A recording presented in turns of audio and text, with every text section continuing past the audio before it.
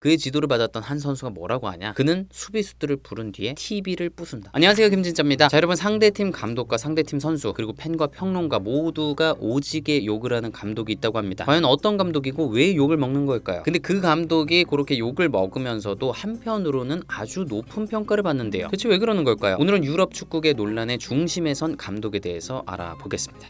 호세 보르달라스 감독이 오늘의 주인공입니다. 스페인 라리가의 헤타페를 맡고 있어요. 자, 이분이 왜 욕을 먹는지 설명하기 전에 이분에 대해서 간단하게 말씀드릴게요. 일단 선수로는 4부 리그에서 뛴 게 최고예요. 무릎 다쳐서 은퇴하고 동네 유스팀을 지도하기 시작해요. 그리고 나서 그 팀의 U19팀을 맡아서 승격을 시켜요. 그리고 스페인 3부 리그 팀들 쭉 맡다가 2부 리그의 알라베스를 맡아서 라리가로 승격을 시켜요. 또 2부에 있던 헤타페에 부임해서 라리가로 또 승격시켜. 그리고 나서 2년 뒤에는 유로파 리그에도 진출을 시켰어요. 자, 그리고 나서 이강인 선수가 있던 시절에 발렌시아를 잠깐 거쳐서 헤타페로 다시 돌아갑니다. 왜? 헤타페가 강등 위기였거든요. 그러니까 예전에 잘했던 감독을 다시 부른 거죠. 그래서 강등을 막았어요. 그냥 이분은 헤타페의 영웅입니다. 그리고 이분 특징이 경험이 아주 많아요. 스페인 1부 리그에서 3부 리그까지 지휘한 경기 수를 다 합치면 1000경기가 넘습니다. 펩 가르디올라보다 많은 거예요. 그리고 참고로 우리나라 대표팀이 벤투 감독의 후임을 찾을 때 보르달라스 감독이랑 약간 연결됐던 적이 있죠. 왜 욕먹는 걸까? 자, 보르달라스 감독이 욕먹는 이유는 이 감독이 구사하는 축구 스타일 때문이에요. 그럼 그게 대체 어떤 축구냐? 일단 파울이 많습니다. 지난 시즌 헤타페가 유럽 5대 리그에서 가장 파울을 많이 한 팀이었어요. 그러다 보니까 당연히 옐로우 카드도 제일 많았겠죠. 물론 지금은 파울이랑 경고가 1위가 아니긴 한데 그럼에도 기본적으로 거칠어. 그래서 상대 선수들이 좀 다치기도 해요. 그러니까 일부 팬들이 헤타페는 폭력 축구한다 그렇게 욕을 하는 거예요. 그리고 헤타페가 가끔 침대 축구를 할 때가 있어요. 그게 왜 그러냐면 기본적으로 실점도 없고 득점도 많이 없는 축구를 하거든요. 그러니까 1대0으로 이기고 있을 때 어때요? 최대한 그 점수를 지켜야죠. 그러니까 살짝 침대를 할 때가 있는 거예요. 그러면 상대 선수들이 짜증이 안 나겠어요? 아틀레틱 클루브의 이냐키 윌리엄스는 이런 얘기를 했어요. 경기가 이렇게 자주 중단될 때 무력감을 느껴요. 저는 이런 축구를 좋아하지 않습니다. 그리고 얼마나 화가 났는지 보르달라스는 이미 라리가에서 다 읽힌 감독이다 이런 인신공격성 발언까지 했어요. 자, 그리고 헤타페가 욕먹는 또 다른 이유가 뭐냐? 경기가 살짝 노잼이에요. 일단 아까 말씀드렸듯이 파울이 많고 살짝 침대까지 들어가면 실제로 볼이 플레이되는 시간이 적겠죠. 90분 경기 중에 실제 볼 플레잉 타임 비율이 46.5%입니다. 라리가에서 최하위예요. 그리고 또 재미없는 이유가 뭐냐? 헤타페는 기본적으로 상대가 하려고 하는 플레이를 못하게 해요. 어떻게? 수비 블럭을 오지게 촘촘하게 유지해서 가운데 공간을 틀어 막는 거예요. 그러니까 상대가 중앙에서 짧게 주고 받고 재밌게 만들어 나가는 플레이를 못하는 거죠. 그러니까 헤타페 경기 보는 팬들은 재미가 없는 거예요. 안티풋볼이란 말이 그래서 나오는 거예요. 자, 그리고 헤타페가 공격하는 방식도 노잼에 가까워요. 요즘에 거의 모든 팀들이 하는 후방 빌드업 그딴 거 없습니다. 센터백이나 골키퍼가 볼 잡으면 앞에 길게 롱볼 때려요. 그리고 그 주변에서 세컨볼 먹어가지고 공격하려고 하는 거죠. 옛날에 잉글랜드의 킥앤러시 축구처럼 굉장히 단조로워요. 그리고 경기 내내 그 방식을 계속 가져가요. 지난 시즌 유럽 5대 리그에서 가장 다이렉트한 축구를 한 팀이 헤타페였어요. 시퀀스당 패스 숫자 가장 적고 패스 안 돌려. 그냥 앞으로 무조건 때려 넣는 거야. 자, 롱볼 때린 다음에 세컨볼 먹잖아요. 그 다음에도 중앙에서 뭐 패턴 플레이라든가 수루 패스 이런 거 안 합니다. 무조건 볼을 측면으로 보내요. 그리고 크로스를 주구장창 올립니다. 단조롭죠. 팬들이 재미가 없는 거예요. 바르셀로나 감독이었던 사비는 사람들은 그런 축구를 보고 싶어 하지 않습니다. 그리고 바르셀로나 미드필더인 더용은 헤타페의 경기를 보는 건 불편해요. 그들은 팬을 즐겁게 하기 위해서 경기하지 않죠. 그리고 80년대 바르셀로나에서 뛰었던 라몬 칼데르라는 분은 보르달라스는 그냥 끔찍한 감독이다 아주 시원하게 디스를 했어요. 높은 평가를 받는 이유. 자, 보르달라스가 그렇게 욕을 먹지만 몇몇 전문가들과 팬들한테 높은 평가를 받기도 해요. 왜냐? 당연히 성적을 내니까. 그것도 아주 한정된 예산을 가지고. 예상하셨겠지만 헤타페의 선수단 임금은 꾸준히 라리가 하위권이었어요. 근데 1819 시즌에는 라리가 5위 해가지고 유로파까지 갔다니까요. 말이 안 되는 거죠. 그리고 지금 현재도 선수단 임금 순위는 라리가에서 12위예요. 근데 실제로는 7위를 하고 있죠. 기대치보다 좋은 성적을 내는 감독이라고요. 근데 그게 또 반짝하는 게 아니에요. 꾸준히 잘해왔어요. 보르달라스가 스페인 1부, 2부, 3부 리그 통틀어서 세 번째로 승리가 많은 감독이에요. 이렇게 꾸준히 기대 이상의 성적을 거두니까 헤타페의 구단주와 팬들은 당연히 좋아하죠. 그리고 몇몇 전문가들과 감독들도 인정할 수밖에 없는 거예요. 성적으로 증명하니까. 자, 그리고 보르달라스가 높은 평가를 받는 이유는 또 있습니다. 그의 전술적인 아이디어 자체가 굉장히 합리적이기 때문이에요. 자, 그 전술이 어떤 면에서 합리적이냐? 일단 수비하는 방식이 굉장히 말이 돼. 보르달라스의 기본 아이디어가 뭔지 아세요? 상대팀의 창의적인 미드필더들을 지우면 상대팀 전체의 창의성이 뚝 떨어진다. 딱 듣기만 해도 말이 되잖아요. 그러니까 아까 말씀드린 것처럼 보르달라스 감독은 수비 블럭을 아주 콤팩트하게 유지해서 상대 중앙 미드필더들이 아예 볼을 못 잡게끔 하는 거예요. 만약 글로 볼이 들어갔는데 들어간다. 사방에서 압박 들어가죠. 자, 그러면 상대가 뭘 하겠어요? 뒤에서 돌리다가 결국 측면으로 가겠죠. 측면으로 가면 공격 방향이 제한되니까 수비하기 쉽죠. 그리고 헤타페의 수비 조직이 볼 있는 쪽 측면으로 쭉 당기니까 볼 쪽에 수적 우위가 생기죠. 강하게 압박하면 볼 뺏을 수 있죠. 자, 그러면 상대한테 남은 옵션이 뭐예요? 뒤쪽에서 전방에 롱볼 빵 때리고 헤더 경합하고 그 세컨볼 잡아서 공격하는 거예요. 근데 그 팀의 선수 구성이 그런 플레이에 능한 선수들이 아니다? 그러면 골 넣기 쉽지 않죠. 생각해보세요. 레알의 비니시우스, 음바페, 호드리고 그런 선수들이 헤더 경합해서 세컨볼 해가지고 어떻게 한다? 쉽지 않죠. 자, 그리고 헤타페의 수비 방식이 또 합리적인 이유가 뭐냐? 수비 블록의 위치가 너무 높지도 낮지도 않아요. 딱 중간에 미드 블록으로 서요. 이게 실점을 굉장히 줄이는데 왜 그러냐? 만약에 파리 생제르맹처럼 전방 압박을 너무 빡세게 하면 뒷공간이 너무 넓어요. 요 뒷공간으로 좋은 패스 한번, 빠른 선수 침투, 그러면 바로 실점이야. 그러니까 헤타페는 전방 압박 다 같이 빡세게 하다가 상대가 풀어 나온다? 그러면 쭉 내려요. 미드 블록 세워요. 다시 수비 안정적으로 가져가요. 자, 그리고 만약에 수비 라인을 너무 내린다? 그러면 상대 중앙 미드필더가 볼을 여기서 잡아서 우리 박스 안에 아주 섬세한 패스를 넣을 수가 있어요. 그러면 불가항력적으로 실점할 때가 있어. 그러니까 수비 라인을 미드 블록 쪽으로 올려서 상대 중미가 위협적인 패스를 못하게 가두는 거예요. 그러니까 헤타페는 상대한테 슈팅을 별로 안 내줍니다. 그러니까 실점이 적죠. 자, 그리고 헤타페가 롱볼 때리고 크로스 올리고 그렇게 단조롭게 공격하는 것도 사실 굉장히 합리적이에요. 왜냐? 정말 냉정하게 얘기했을 때 그 정도 몸값의 선수들, 그 정도 기술을 가진 선수들로 레알 바르셀로나 같은 빌드업 플레이 힘듭니다. 물론 흉내는 낼 수 있죠. 근데 레알 바르셀로나 상대로 똑같이 패스 플레이로 대응을 한다? 그러면 승률이 쫙 내려가죠. 차라리 계속 롱볼 때리고 주구장창 크로스 올려서 계속 혼전 상황을 만드는 게 승률을 조금이라도 더 높일 수 있어요. 왜냐하면 헤더 경합하고 세컨볼에 반응하고 또 그 다음에 그라운드 경합하고 요런 능력은 레알 바르샤 선수들이나 헤타페 선수들이나 그렇게까지 차이가 안 날 수 있어요. 이게 너무 순간적이기 때문에 누가 이길지 몰라요. 그러니까 헤타페는 자꾸 그런 혼전 상황들을 만들어서 경기 자체를 진흙탕 싸움으로 끌고 가는 거예요. 현지 언론이 어떤 표현을 하냐? 헤타페는 계산된 혼돈 상황을 만든다. 근데 재밌는 게 보르달라스 감독이 한 번은 이런 얘기를 했어요. 본인도 볼 소유를 많이 하고 싶대요. 아름다운 축구 하고 싶대요. 근데 본인이 가진 선수들로는 어렵다는 거지. 아주 냉정하게 이기기 위한 게임을 하는 거죠. 자, 보르달라스가 높은 평가를 받는 또 다른 이유는 그의 전술이 굉장히 합리적인 동시에 완성도가 높기 때문이에요. 아까 수비할 때 간격을 굉장히 촘촘하게 유지한다 그랬는데 거기에 계속 유지되려면 커버를 잘해야 되거든요. 근데 그게 정말 좋아. 예를 들어서 헤타페가 가끔 5-3-2 형태로 수비할 때가 있단 말이에요. 근데 중미가 상대 풀백 압박한다고 이렇게 튀어나가. 그러면 그 뒤에 선수가 바로 따라 나가고 다른 선수가 또 그 공간 채워주고 또 채워주고 또 채워주고 연쇄적인 커버가 기가 막혀요. 그러니까 수비 간격이 계속 유지가 되는 거야. 그런 게 타이밍 맞게 되려면 일단 체력이 좋아야죠. 근데 헤타페의 모든 선수들의 체력이 진짜 쩝니다. 다들 개 많이 뛰어. 그러니까 상대 선수가 볼을 잡으면 항상 2명의 헤타페 선수가 붙는 거예요. 그러면 다시 뺏어올 확률이 높죠. 들어보니까 헤타페 피지컬 코치의 세션이 어마어마하게 빡세대요. 다른 팀들은 보통 1시간 반 운동하거든요. 근데 헤타페는 한 번 할 때 3시간. 저 처음 들어봤어, 3시간. 그리고 헤타페 선수들은 볼을 뺏겼을 때 다시 수비로 전환하는 속도가 어마어마해요. 누구 하나 아쉬워하지도 않고 탓하지도 않고 짜증내지도 않습니다. 그냥 다 같이 바로 수비. 근데 그런 태도는 100% 훈련의 결과물이거든요. 하도 많이 연습해서 그냥 몸이 반응을 하는 거예요. 그리고 개인적으로는 공격 작업도 꽤 완성도가 높다고 느껴집니다. 왜냐? 롱볼 때릴 때도 그냥 아무 생각 없이 때리는 것 같지만 나름대로 볼이 가는 쪽 부근에 헤타페 선수들이 많아요. 최대 6명. 그렇게 많이 넣으면 여기 떨어지는 세컨볼 먹을 확률이 높아지겠죠. 그리고 헤더는 무조건 한 명만 떠요. 2명이 막 뜨지 않아요. 한 명이 명확하게 뜨고 다른 한 명은 뒤로 돌아뛰죠. 그래서 헤더하는 선수가 뒤로 최대한 넘기려고 한다고요. 그리고 나머지 선수들은 그 밑에 서가지고 세컨볼 받을 준비하고 나름의 디테일이 있다고요. 그리고 거기서 세컨볼을 먹으면 무조건 측면으로 전개한다고 말씀드렸죠. 요것도 합리적이에요. 왜? 상대도 중앙 쪽을 틀어 막으니까. 측면 쪽으로 보내는 게 그나마 수월하니까. 자, 그렇게 볼이 측면으로 전개되는 동안 헤타페 선수들 최소 3명이 박스 안으로 들어갑니다. 그래야 크로스가 왔을 때 받아먹을 확률이 높아지니까. 거기서 세컨볼 떨어졌을 때 먹을 확률이 더 높아지니까. 그리고 크로스는 골키퍼랑 수비수 사이 혹은 파포스트를 노리죠. 그게 수비하기 까다로우니까. 그리고 여기서 굉장히 흥미로운 포인트가 있어요. 상대도 헤타페가 측면에서 크로스 올리는 거 다 알 거 아니에요? 그러니까 빡세게 막는다고요. 그러면 헤타페는 요 뒤쪽 하프 스페이스에 있는 선수한테 패스를 해요. 그리고 여기서 크로스를 올려요. 일종의 얼리 크로스죠. 근데 좀 안쪽에서 하는, 측면에서 얼리 크로스 하는 것보다 여기서 하는 게 거리가 더 짧잖아요. 그러니까 더 정확합니다. 단순해 보이는 공격 패턴에도 나름의 디테일이 있는 거예요. 그리고 저는 헤타페 경기를 보면 어떤 생각이 드냐, 아, 이 팀은 하고자 하는 게 굉장히 명확하구나. 그리고 모든 선수가 그들이 하려고 하는 플레이에 에너지를 집중시키는 인정시키는구나 이런 게 느껴져요. 예를 들어서 헤타페는 센터백이 골키퍼한테 백패스 하잖아요. 그러면 무조건 롱킥 때리는 걸로 약속이 돼 있어요. 그러니까 센터백이 백패스하고 나서 일말의 망설임도 없이 쭉 올라가요. 앞쪽에서 세컨볼 싸움 해야 되니까. 자, 그런데 그런 약속이 제대로 안 돼 있는 팀 있죠. 그러니까 센터백이 골키퍼한테 백패스를 했는데 짧게 받을 수도 있고 롱킥을 때릴 수도 있고 요 센터백이 헷갈려요. 내려갈까 올라갈까 굉장히 헷갈려. 그래서 짧게 받으려고 실컷 내려갔는데 골키퍼가 롱킥을 때리네? 그러면 겁나 빠르게 뛰어서 라인을 올려야 됩니다. 에너지 낭비되죠. 그리고 앞쪽 볼이 떨어지는 쪽에 우리 숫자가 부족해지죠. 세컨볼을 딸 확률이 적어집니다. 그러니까 그렇게 약속이 불분명한 팀은 모든 선수의 에너지를 하고자 하는 플레이에 모을 수가 없는 거예요. 근데 헤타페는 모든 선수들이 같은 생각을 하고 있다. 그러니까 그 축구가 더 완성도가 높고 단단해지겠죠. 자, 그리고 보르달라스 감독의 전술이 또 좋은 게 뭐냐? 선수들이 많이 바뀌어도 계속 똑같이 쓸 수 있는 전술이에요. 헤타페 같은 팀이 예산이 많겠습니까? 아니죠. 그러면 선수를 팔아야 된단 말이죠. 그럼 또 다른 선수를 사겠죠. 선수들이 꽤나 자주 바뀌겠죠. 하지만 전술 컨셉이 굉장히 단순하고 명료하죠. 그러니까 어떤 선수가 와도 쉽게 이해하고 수행할 수 있는 거예요. 그리고 이 전술을 하기 위해서 선수들한테 어떤 능력이 필요하냐? 일단 체력, 또 열심히 뛰는 태도, 몸을 사리지 않는 적극성 이런 거란 말이에요. 근데 이런 특성들은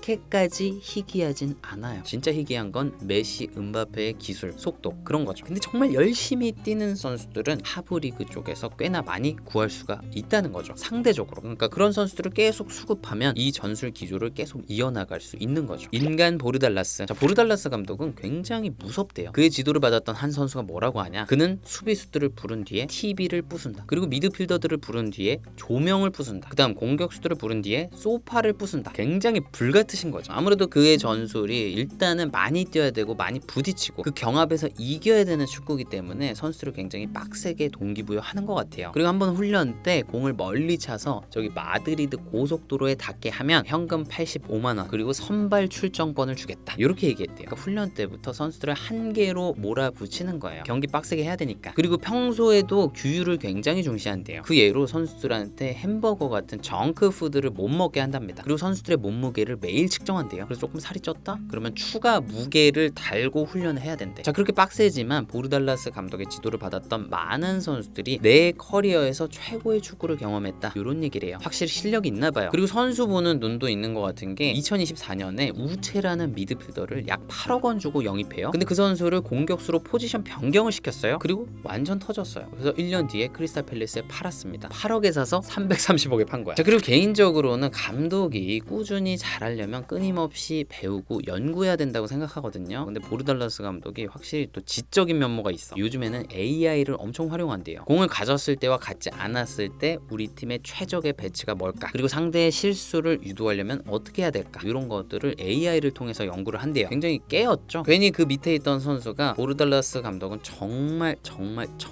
똑똑하다 그런 얘기를 한 게 아닌 것 같습니다. 그리고 동시에 인간적인 면모도 있는 것 같더라고요. 클럽 내에 카페테리아가 있는데 거기서 팬들이랑 커피도 마시고 잘 어울린대요. 막 쓸데없이 권위 내세우고 그런 게 아닌 거죠. 그리고 기부도 굉장히 많이 한다고 합니다. 네, 오늘 이렇게 보르달라스 감독에 대해서 알아봤습니다. 오늘 영상 준비하면서 든 생각이 뭐냐? 아, 축구에는 정답이 없구나. 그래서 너무 재밌구나. 세상의 모든 팀이 펩, 아르테타, 엔리케 이런 감독의 축구만 따라하면 무슨 재미가 있겠어요. 그런 축구를 깨부술 수 있는 다양하고 혁신적인 전술들이 많이 나왔으면 좋겠습니다. 그리고 또 재밌는 건 보르달라스 감독의 전술이 효과가 있으니까 많은 중하위권 팀들이 따라하고 있어요. 현재 언론에서 그런 얘기를 하더라고요. 모방보다 진실한 칭찬은 없다. 자, 그런데 2026년 6월에 보르달라스와 헤타페의 계약이 만료가 된다고 합니다. 과연 재계약을 할지 더 좋은 팀으로 갈지 모르겠어요. 보르달라스 감독은 프리미어리그에 꼭 한번 가고 싶다 그런 얘기를 하던데 그게 될지 한번 지켜보겠습니다. 네, 오늘은 여기까지입니다. 저는 또 다음 축구 컨텐츠에서 뵙겠습니다. 감사합니다.